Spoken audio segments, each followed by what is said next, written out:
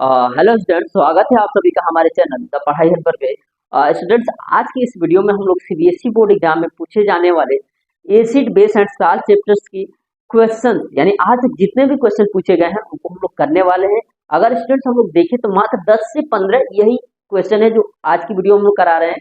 वही सारे क्वेश्चन आपके बोर्ड एग्जाम में आज तक पूछे गए हैं, यानी जो भी क्वेश्चन पूछे जाते हैं इन्हीं क्वेश्चन के बेसिक कंसेप्ट पे पूछे जाते हैं। अगर आप ये 10 से 15 क्वेश्चन तैयार कर लेते हैं तो आपका इस चैप्टर से एक भी मार्क्स नहीं कटने वाला है, चाहे आपका लॉन्ग आंसर टाइप क्वेश्चन है, चाहे आपका शॉर्ट आंसर टाइप क्वेश्चन हो, चाहे आपका एमसीक्यू हो, क्योंकि जो बेसिक कंसेप्ट होगा किसी भी क्वेश्चन का आंसर लिखने का इन्हीं सारे क्वेश्चंस में मिल जाएगा। तो चलिए आज की इस वीडियो को स्टार्ट करते हैं।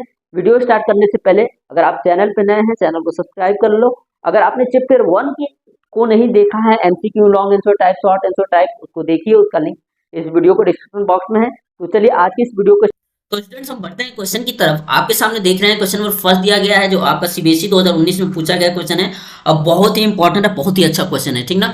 और बोला है क्वेश्चन में पूछा है व्हाट इज ब्रांच सॉल्यूशन। तो सबसे पहले हम सिर्फ क्या पूछा है, ब्रांच सॉल्यूशन क्या होता है। उसके बाद पूछा है what happened when pass electric current through it, यानी हम लोग जो ब्रांच सॉल्यूशन से जब इलेक्ट्रिक करंट पास करते हैं तो क्या होता है, ये पूछा है। Right a chemical equation for it, यानी जब हम लोग ब्रांच में इलेक्ट्रिक करंट पास करेंगे तो जो केमिकल रिएक्शन होगा उसको हमें क्या करना है, लिखना है। तो सबसे पहले बच्चों आपको पता रहना चाहिए कि ब्रांच सॉल्यूशन क्या होता है। तो आपको याद रहना चाहिए NaCl और वाटर का क्या होता है, सॉल्यूशन होता है, ठीक ना। Aqueous solution of NaCl and water is called branch solution, ठीक ना। देखें यहाँ पे लिख रखते हैं हमने, aqueous solution of sodium chloride is called branch solution, ठीक ना। और बोला है what happen when pass electric current through it. अब जब हम लोग इससे इलेक्ट्रिक करंट पास करेंगे तो क्या होगा, ये NaCl हमारा क्या होगा, ब्रेक डाउन होगा और इससे आके क्या होगा, रिएक्ट करेगा और आपका बनाएगा sodium hydroxide plus chlorine gas, और हाइड्रोजन गैस क्या होगी, निकलेगी। क्लोरीन गैस आपकी किस पे जाएगी, पॉजिटिव टर्मिनल। पॉजिटिव टर्मिनल का मतलब एनोड पे जाएगी।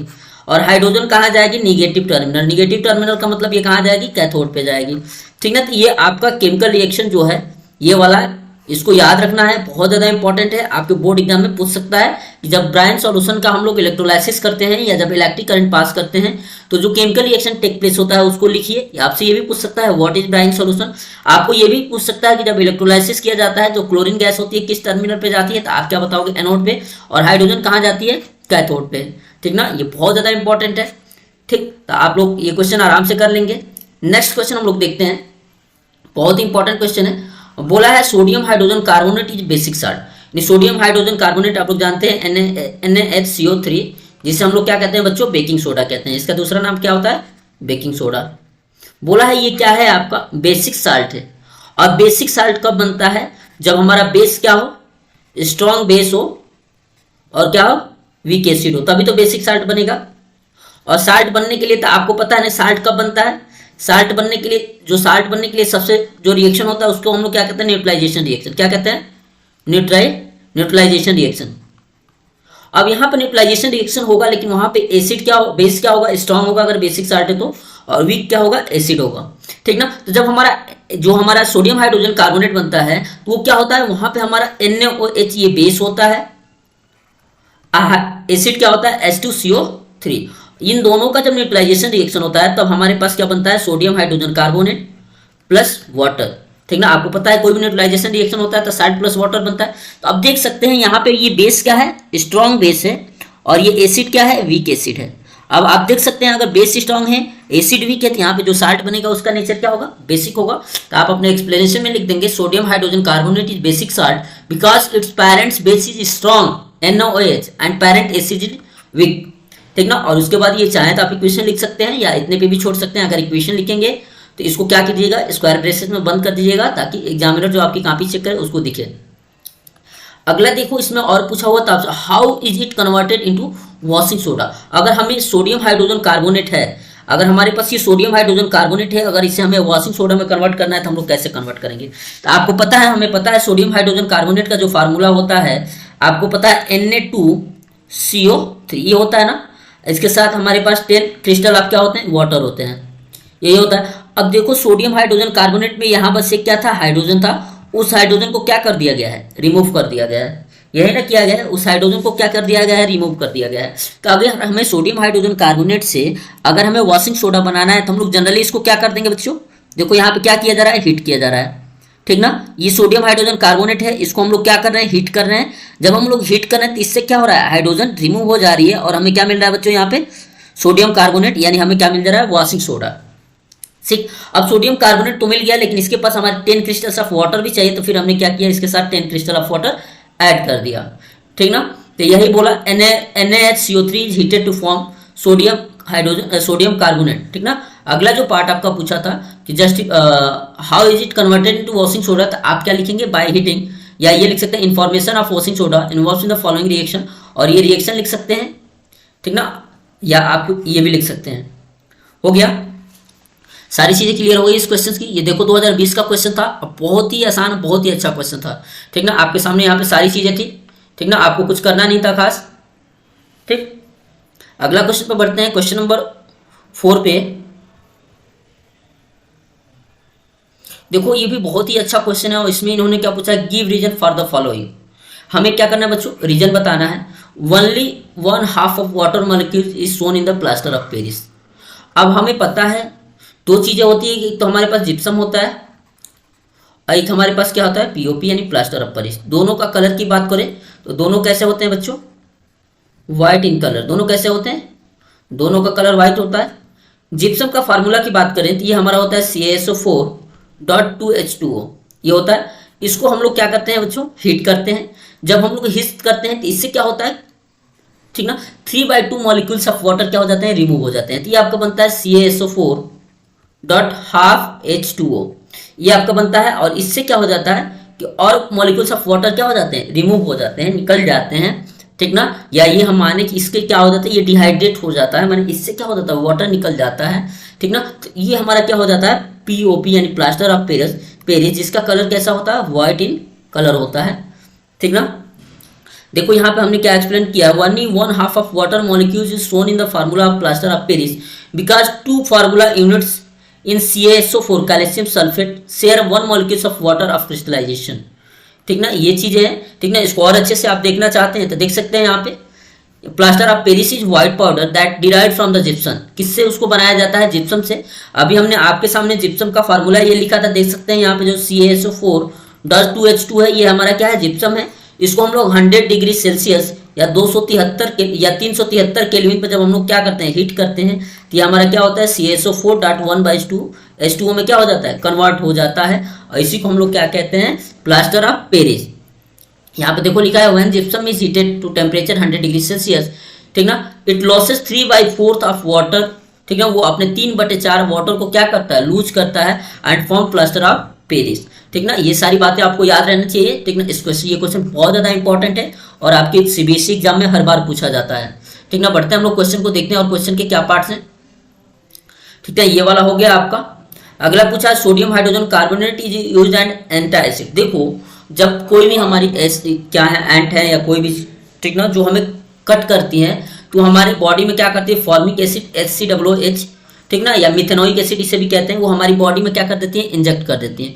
जब वो इंजेक्ट कर देती है तो एसिड को न्यूट्रल करने के लिए हम लोग क्या यूज कर देंगे बच्चों, बेस यूज करेंगे। एसिड को न्यूट्रलाइज करने के लिए बेस यूज करेंगे। तो sodium hydrogen carbonate is used as anti acid. Anti acid का मतलब यहाँ पे सोडियम हाइड्रोजन कार्बोनेट को हम लोग यूज करते हैं एज अ बेस। ठीक ना, एंटी एसिड, एसिड का उल्टा आपको पता है ना, बेस होगा। क्यों ऐड करते हैं, क्यों यूज करते हैं, क्योंकि sodium hydrogen carbonate is a basic in nature, so it neutralize the acidic nature of anything. क्या बोला है, सोडियम, सॉरी 1 सेकेंड, हाँ बोला है sodium hydrogen carbonate is used anti acid because it's alkaline nature. Alkaline nature का मतलब यहाँ पे आपको क्या पता है, बेसिक नेचर। ठीक ना, उसके बाद थर्ड पार्ट इस क्वेश्चन में इन्होंने क्या पूछा है, on strong heating of blue colour of copper sulphate crystal turn on white. आपको पता है कॉपर सल्फेट CaSO4, ठीक ना, CaSO4.5H2O, इसके पास कितने मॉलिक्यूल्स ऑफ वाटर होते हैं, 5। और इसका कलर कैसा होता है प्यारे बच्चों, ब्लू इन कलर होता है। लेकिन जब हम लोग इसको क्या करते हैं, देख सकते हैं यहाँ पे कलर थोड़ा चेंज करने के आपको दिखे, चलो ठीक है कोई दिक्कत नहीं। इसको जब हम लोग यहाँ देख सकते हो हीट कर रहे हैं, यहाँ पे जब हम हीट कर रहे हैं तो इससे वाटर मॉलिक्यूल्स क्या होंगे, निकलेंगे। इससे हमारे पास CaSO4 है .5H2 है। जब हम लोग इसको क्या करेंगे बच्चों, हीट करेंगे, ये मॉलिक्यूल्स ऑफ वाटर क्या हो जाएंगे, रिमूव हो जाएंगे और ये हमारे पास बचेगा CaSO4।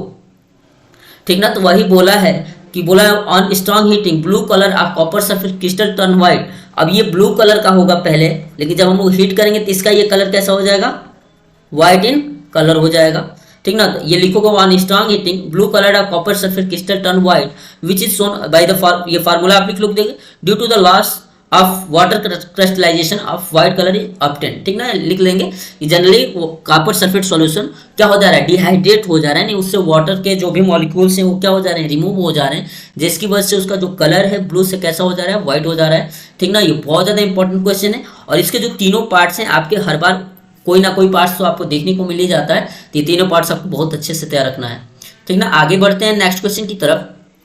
देखो बच्चों बहुत ज़्यादा इंपॉर्टेंट क्वेश्चन है और ये क्वेश्चन तो जनरली समझ लो कि हर बार ये पूछा जाता है। बोला है differentiate between strong and weak acid, ठीक ना। स्ट्रॉन्ग एसिड का मतलब उसका एसिडिक स्ट्रेंथ क्या होगा बच्चों, एसिडिक स्ट्रेंथ उसकी क्या होगी, ज़्यादा होगी।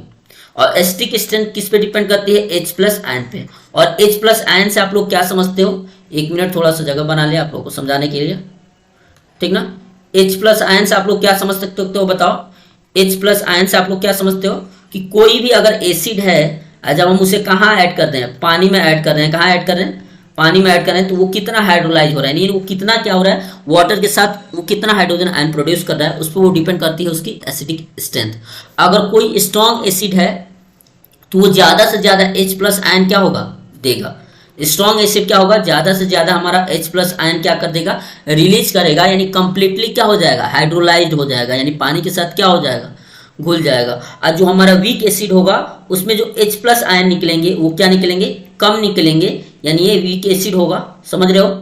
तो इसको हमने डिफरेंशिएट किया है, देख सकते हैं आपके पास सामने दिखा रखा है इसको, ठीक ना। यहाँ से आप लोग आराम से इसके डिफरेंस लिख सकते हो। यहाँ पे देखो लिखा गया है, और strong acid are molecules that completely dissociate into their ions when it is in water.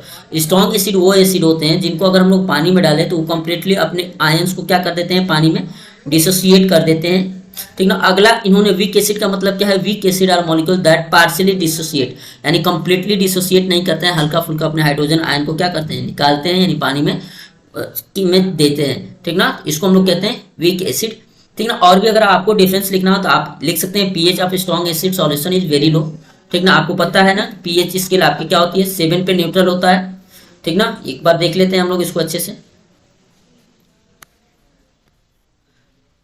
pH scale आप लोग जानते हैं pH का, ठीक ना। किसी भी मटेरियल का एसिडिक स्ट्रेंथ नापना हो या बेसिक स्ट्रेंथ नापना, हम लोग क्या होता है, pH स्केल होता है, ठीक ना। 7 पे क्या होती है, सारी चीज़ें न्यूट्रल होती है, 7 क्या होता है, न्यूट्रल होता है। जितना हम लोग इधर जाएंगे, ठीक ना, यानी pH जितना 6, 5, 4, 3, 2, जितना कम pH होगा ये एसिडिक स्ट्रेंथ क्या होती है, इधर बढ़ती है। लेकिन जितना pH स्केल ज़्यादा होगा, यानी pH रीडिंग ज़्यादा होगी, उसका एसिडिक स्ट्रेंथ कम होगा और बेसिक स्ट्रेंथ क्या होगा, बढ़ेगा, समझ रहे हो। तो अगला डिफरेंस आप लोग लिख सकते हैं यहाँ पे, pH of strong acid is very low, ठीक ना। pH of weak acid is, ठीक ना, ये आपका एक रेंज दे दिया है 3 to 5, लेकिन जो स्ट्रॉन्ग एसिड होगा उसका जो pH होगा 3 से नीचे ही होगा, 3 हो सकता है, 2 हो सकता है, 2.5 हो सकता है, 1 हो सकता है, ठीक ना। Acid dissociate constant is a higher value, acid dissociation constant is a lower value. ये सब आप लोग आगे पढ़ोगे, ठीक ना। डिसोसिएशन कांस्टेंट क्या होते हैं, ठीक ना, ये सब आगे आप लोग पढ़ोगे जब अच्छे से आप बफर सॉल्यूशन जब 11th-12th में पढ़ोगे, ठीक ना। एसिड और बेस का वहाँ पे ये सारी चीज़ें आपको बताएगी। यहाँ पे दिया है release all H+ ion to the solution, ये हमने जो आपको बता रहे थे, ये do not release H+ ion to the solution, ठीक ना स्टूडेंट्स। तो ये सारे जो क्वेश्चन हैं आपके CBSE एग्जाम में पूछे गए हैं। आपको जो एसिड और बेस के डिफरेंस भी याद रख लेने हैं, ठीक ना। यहाँ पे हमने आपको एसिड का बता दिया है, ठीक ना, जो आपके एग्जाम में पूछा गया है। तो आपको क्या करना है, बेस के भी डिफरेंस को याद रखना है, इनको तो याद ही रखना है। इसके साथ साथ आज के जितने भी क्वेश्चंस कराए गए हैं सारे इंपॉर्टेंट है, जो आपके बोर्ड एग्जाम में आ चुके हैं। और मात्र हमारे पास 10 क्वेश्चन हैं जो आज तक आपके बोर्ड एग्जाम में पूछे गए हैं, उनको भी हम लोग क्या करेंगे, अगली वीडियो में कवर करेंगे। उसके बाद हम लोग लॉन्ग आंसर टाइप क्वेश्चंस करेंगे, ठीक ना। और MCQ क्वेश्चंस की अलग से सेपरेट वीडियो आएगी। अगर आप चैनल पर नए हैं और वीडियो को देख रहे हैं तो ज़्यादा से ज़्यादा शेयर करो, ज़्यादा से ज़्यादा बच्चों को जोड़ो, ताकि हमको भी मोटिवेशन मिले और हम आपको अच्छा से अच्छा कंटेंट दें। Thank you.